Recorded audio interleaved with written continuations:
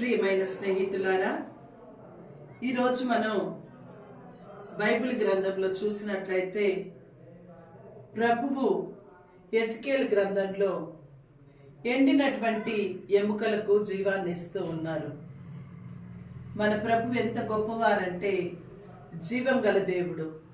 ఆ జీవం గల దేవుడు నిత్యము దివ్య ప్రసాద రూపంలో, శరీర రూపంలో మన మధ్యలోనికి వస్తూ దివ్య బలి పూజ ద్వారా మనం ఆ యొక్క శరీరాన్ని స్వీకరిస్తూ మన శారీరక ఆహారానికి ఎలా అయితే తృష్ణ తీర్చుకుంటామో ఆధ్యాత్మికంగా కూడా మనం మన యొక్క ఆకలిని తీర్చుకోవడానికి దివ్య ప్రసాద ప్రభు మనకి చేరువలో ఉన్నారు.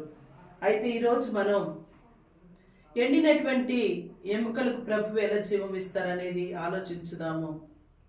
ఒక గ్రామంలో ఒక తండ్రి కూతుర్లు ఉన్నారు. కూతురు తన యొక్క జన్మదిన వేడుకలు ఇంక నెలలో అయితే ఉన్నవని తండ్రికి తెలియజేస్తూ ఉంది. నానా, నాకేమి బహుమానం ఇస్తావు?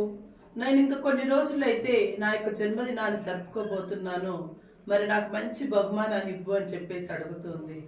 అప్పుడు తండ్రి అంటాడు, అమ్మా, నేను మంచి బహుమానాన్ని ఇస్తాను నీకు అని చెప్పేసి అని కన్నీళ్లు కారుస్తారు.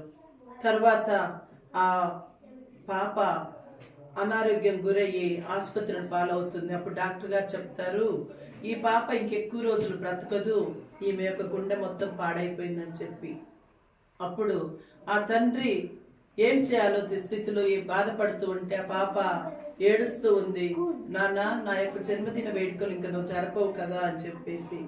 తండ్రి అంటాడు, నీ జన్మదినాన్ని నేను తప్పకుండా జరుపుతానమ్మా, నువ్వు ధైర్యంగా ఉండు అని. తర్వాత ఆ యొక్క పాప జన్మదిన రోజు ముందు రోజు తండ్రి తన యొక్క గుండెను బిడ్డకు ఇచ్చేసి తండ్రి మరణిస్తాడు. తెల్లారి బిడ్డ తన యొక్క జన్మదినానికి ఇంటిలోనికి వచ్చినప్పుడు మంచి కేక్ ఉంటుంది, అన్ని వస్తువులు ఉంటవి, కానీ అక్కడ తండ్రి కనిపించడు. ఆ యొక్క కేకును చూసి ఆ పాప నానా నానా నానా అని మొత్తం వెతుకుతూ ఉంది, కానీ నాన్న లేడు. కానీ అక్కడ ఒక లెటర్ ఉంది. ఆ లెటర్లో ఏమని ఉందంటే, అమ్మా, నీకు నా గుండెనిచ్చాను, నువ్వు నాలాగా జీవించు, నీ యొక్క జన్మదినాన్ని ఇంక ఎన్నో రకాలుగా జరుపుకోవాలి, ఎన్నో జన్మదినాలు జరుపుకోవాలని. ఈ విధంగా ఎండినటువంటి ఎముకలకు జీవం ఇచ్చినటువంటి యేసు ప్రభువు మరి ఆ యొక్క తండ్రి కూడా బిడ్డకు జీవాన్ని ఇచ్చాడు. ఇక్కడ తండ్రి ప్రేమ అంత గొప్పది. ఒక తండ్రి, లోకంలో ఉన్నటువంటి తండ్రి అంత ప్రేమిస్తే మరి మన యేసయ్య మనల్ని ఇంకా ఎంత ప్రేమిస్తూ